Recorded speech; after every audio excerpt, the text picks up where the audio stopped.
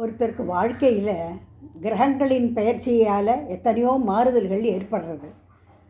அதனால் எந்தெந்த கிரகம் எப்பப்போ பெயர்ச்சி ஆகிறது, அது நமக்கு நல்லது பண்ணுமா கெட்டது பண்ணுமான்னு புரிய மாட்டேங்கிறது. இதுக்கு நவகிரகங்களுக்கும் உண்டான காமனான ஒரு 2 வரி ஸ்லோகம் இருக்குது.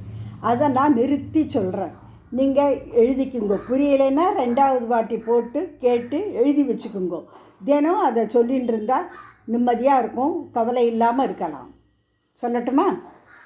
ஆதித்யாயச்ச சோமாய மங்களாய புதாயச்ச குரு சுக்ர சனிப்யச்ச ராகவே கேதவே நமஹா. இதில் 9 கிரகங்களுக்கும் உண்டான துதி அடங்கி போயிடுது. இதை நீங்கள் தினம் சொல்லிட்டு வாங்கோ. உங்கள் மனசுக்கும் ஒரு தெம்பு இருக்கும். கிரகங்களால் வர கோளாறு நம்மளை பாதிக்காமல் இருக்கும்.